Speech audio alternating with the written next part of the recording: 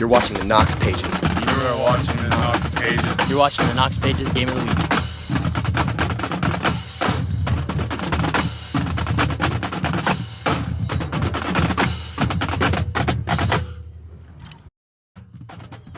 Welcome into another edition of the Knox Pages Game of the Week. My name is Grant Pepper. I'm a reporter at KnoxPages.com. It's week 7. It's October. The stretch runs here. 4 weeks of high school football left in the regular season. And I bet you can guess what this week's Game of the Week matchup is. It's a matchup between two teams that are 6-0, sitting tied atop the KMAC. A matchup most KMAC fans have been waiting all season for, and one that carries serious playoff and conference title run implications. It's Northmor at East Knox, right out here at Chet Looney Stadium on Friday night. And we'll get to that game in a little bit, but first, let's take you around the county for what happened last week in Knox County High School football. Last week in Week 6, East Knox knocked off Centerburg 42-7 at the Trojans' home field on homecoming in a blowout game. Really was never close. East Knox led 21-0 at halftime and carried it all the way through. The Bulldogs dominated the Trojans all 4 quarters in that win, improving to 6-0 in our Game of the Week last week. Northmor defeated Carrington Lincoln 46-20 at Northmor. This is a game that was 28-20 Golden Knights at halftime, but they pulled away in the second half to win this game by 26 points. Highland beat Mount Gilead 58-0, leading 44-0 at half. This game was really never close as the Fighting Scots improved to 5-1, extend that win streak to 5 games. Danville beat Fredericktown 44-27 in their first win of the season on homecoming night at Tough Street Stadium. They put forth 462 total offensive yards last Friday against the Freddies. Fredericktown dropped to 1-5. And Zanesville defeated Mount Vernon 27-18. The Yellow Jackets continued their offensive struggles last week, scoring just 6 points in the second half of a non-conference loss.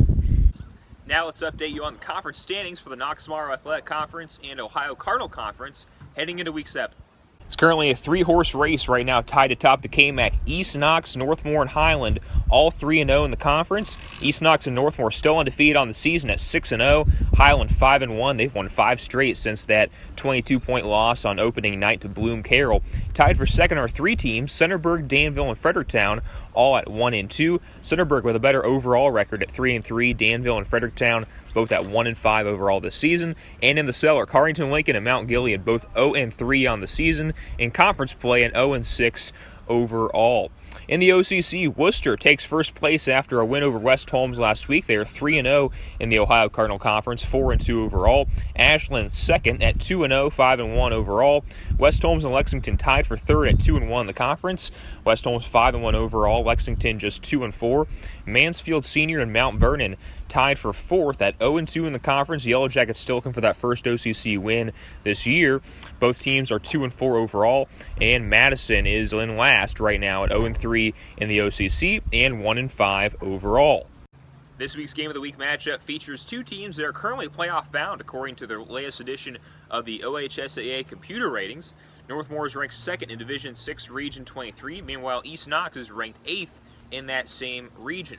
But that could all change Friday, as a win for either team could push them closer to playoff contention and a KMAC title, while a loss could do just the opposite.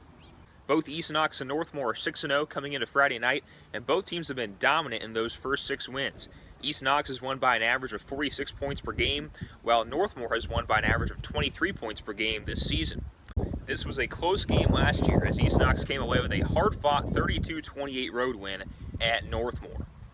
Northmor running back Connor Becker, who's already rushed for nearly 1,300 yards this season, told me this week that he remembers last year's matchup pretty clearly. He says his team felt that they had East Knox beat late in the game until things slipped away. Well, obviously a lot of us, I think, felt like we had it locked in with a little under 2 minutes to go and turnover and one deep pass, and that was the game. So it really hurt, definitely hurt. But yeah, I mean, I can't really look back on it and dread it and move on. This year, Northmor is a slightly different team. The Golden Knights lost first-team All-KMAC running back Michi Johnson to graduation last year, but head coach Scott Armrose told me this week that his team actually gained some balance to their offensive attack this season. You know, from the outside looking in, we look like a very different offense because of our balance, but schematically and fundamentally, it's the same stuff. We're running the same plays we've always run. Only we're we'll run them to the fullback instead of the quarterback. And the passing schemes we had, the whole pass offense in that we have in last year, we didn't use it. It didn't fit our scheme. We didn't need it, at times, and we were able to run the ball better. So, honestly, we're not any different than we were a year ago. It's just, different athletes are being kind of focused on. While quarterback Hunter Mariotti has thrown for 779 yards and 11 touchdowns this season, Connor Becker is still the centerpiece of this year's Northmor offense. He carries the ball 24 times a game and averages nearly 9 yards per carry. This week, Connor Becker told me about his running style, which he said has grown to be more patient over the years. I'm patient. I learned a lot more patience this year and make sure I'm really hitting the hole, not trying to bounce everything, just follow my blockers, trying to balance myself, speed and power, not all juking, stay up the middle, lower my shoulder a little bit. On Friday, Northmor will face an East Knox team that has simply demoralized opponents so far this season. The Bulldogs have scored an average of 53 points per game while giving up just 7 points per game through the first 6 weeks. Northmor head coach Scott Armrose knows that his team will be up against a tough Bulldog squad on the road on Friday night. They are so athletic everywhere speed and athleticism. Even their defensive line, their linebackers, the secondary, receiver, offensive line, they're athletic. They're an athletic bunch. Not big, but man, they can run, they are athletic, and that quarterback can throw it all over the field. Good quarterback, very good. In order to beat East Knox in Howard on Friday night, Northmor head coach Scott Armrose says that 2 things need to happen. 1, his team needs to be physical with the Bulldogs. I think we need to be a physical football team. I don't think that they've seen a physical play that we've seen to this point, and I think that gives us an advantage. So I think we want to hit them. And 2, as in any big game featuring 2 talented teams, winning the turnover battle will be crucial on Friday night. I think the turnover ratio is going to be big, so I think one key is we need to take care of the football, and defensively we need to force some turnovers. Scott Armrose told me that while Friday night's game will be huge for both teams, it isn't the end-all.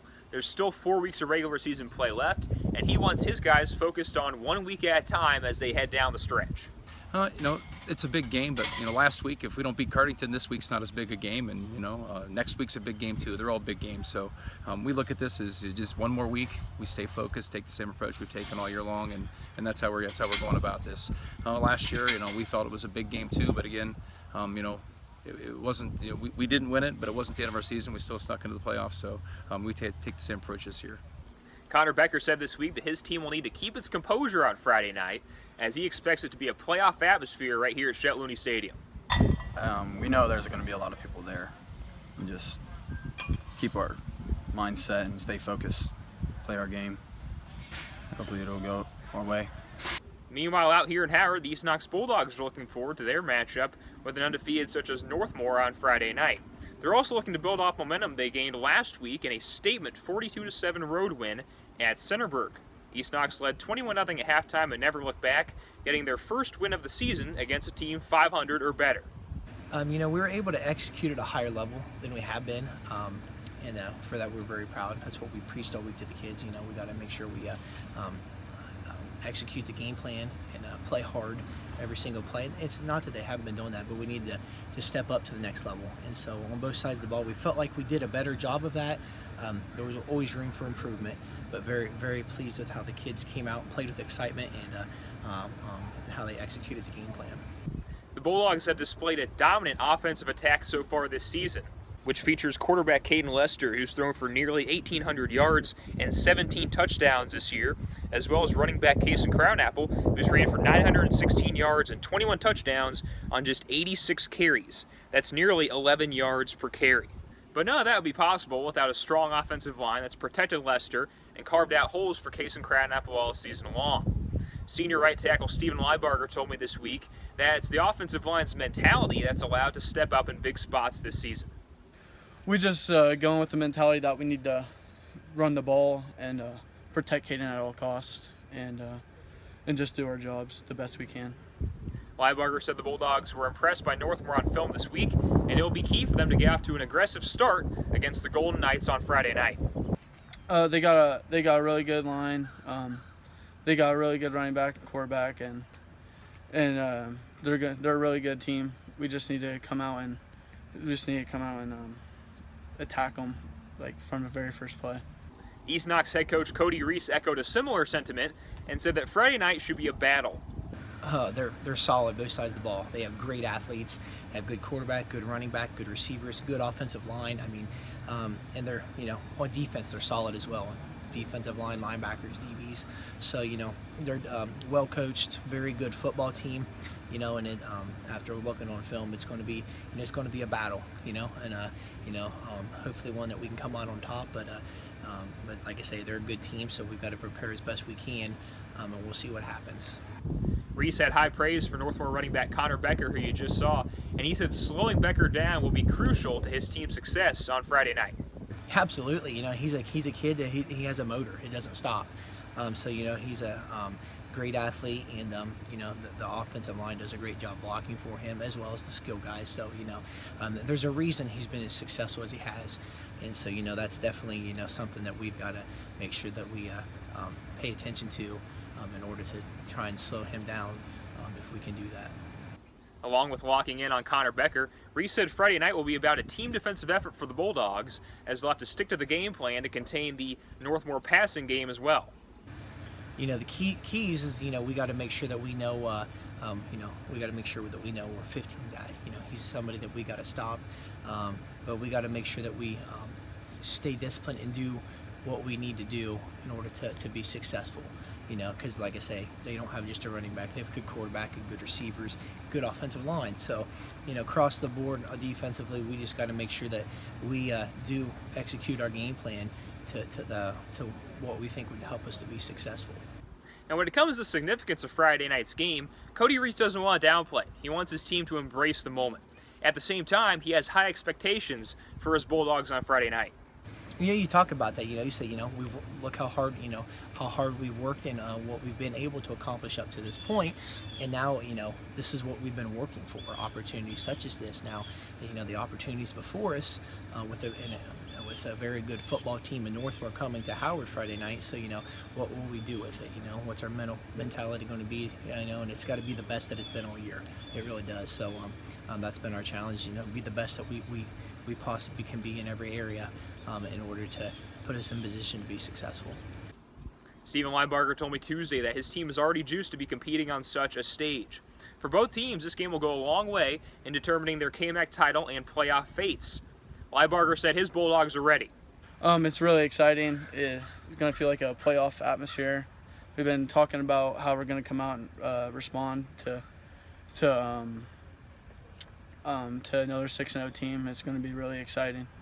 This really shows what kind of team we're going to be and how we're going to compete, and it's a really big game for us, and it's exciting. It's really exciting to be in this situation, going up against another 6-0 team. Our Knox Pages game of the week between Northmor and East Knox right out here at Chet Looney Stadium will kick off at 7 p.m. on Friday night. As always, make sure to check our website later that night for our game recap. All right, before Week 7, let's take you around the county to see the rest of the matchups this week in Knox County High School football.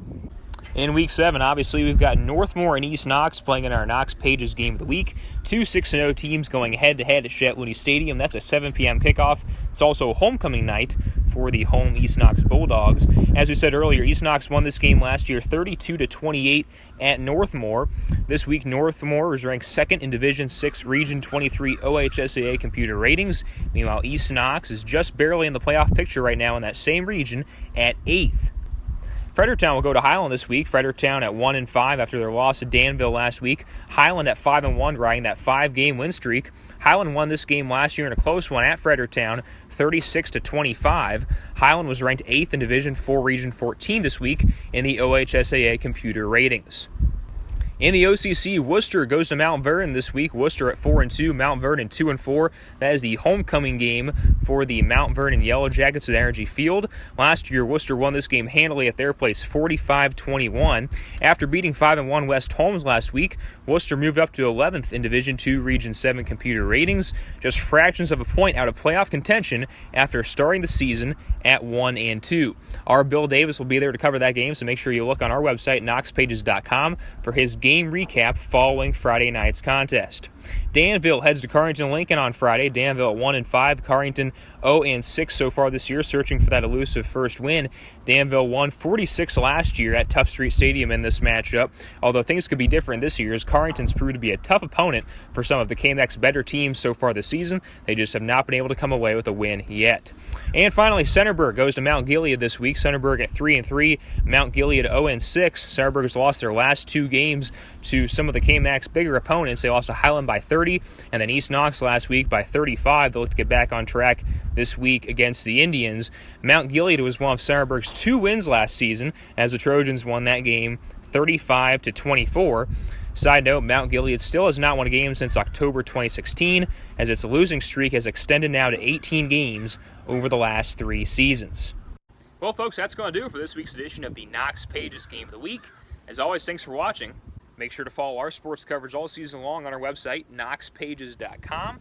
Follow us on Facebook and Twitter at Knox Pages for live game updates, game recaps, features, and more. That's at Knox Pages on Facebook and Twitter. Again, I'm Grant Pepper, a reporter at KnoxPages.com. Thanks again for watching this week's edition of the Knox Pages Game of the Week. Enjoy what should be a tremendous Week 7, and we'll see you next week.